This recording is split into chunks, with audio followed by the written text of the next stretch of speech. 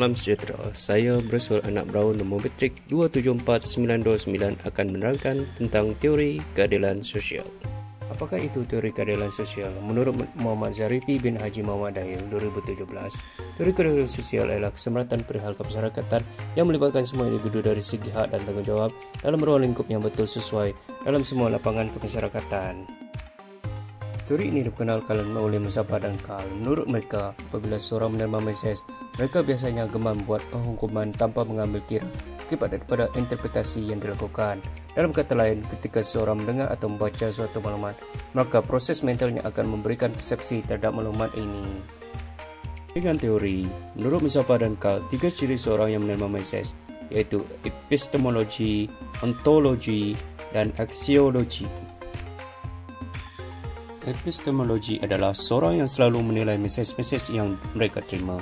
Ontologi ialah teori yang bersifat demetristik di mana sikap seorang boleh diketahui dari mesej yang disampaikan. Aksiologi pula menyatakan teori ini bersifat netral, objektif dan tidak bias. Menurut teori ini, kita perlu menyiasat mesej terlebih dahulu dengan baik supaya tidak berlaku ketidakadilan sosial. Perkara ini amat penting dalam menyelesaikan masalah melibatkan hal-hal pribadi dan kehidupan dalam masyarakat.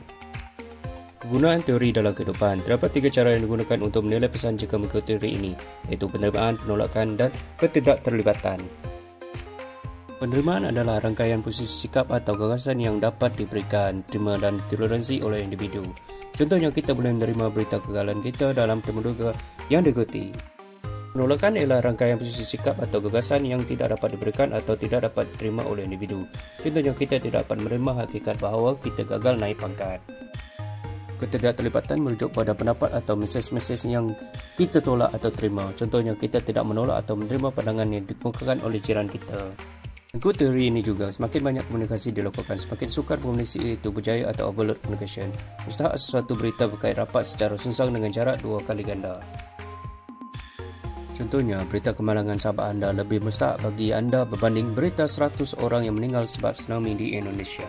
Apakah itu ego empowerment? Ego empowerment adalah derajat atau penting suatu isu bagi seseorang. Ego ini akan menentukan sejauh mana seseorang ini dapat dipengaruhi. Oleh itu, semakin besar ego seseorang, maka ia semakin menyukarkan kita untuk dipengaruhi oleh orang lain dalam menilai suatu keputusan. Rumusan keseluruhan. Teori ini menerangkan tentang mesej yang diterima atau ditolak berdasarkan peta kognitif. Mesej bergantung pada penglibatan ego mereka sendiri. Apabila seseorang menerima suatu mesej, baik secara lisan atau bertulis, mereka akan segera memahami dan menilai mesej tersebut sama ada ia selari atau tidak selari dengan pandangan mereka sendiri. Terima kasih.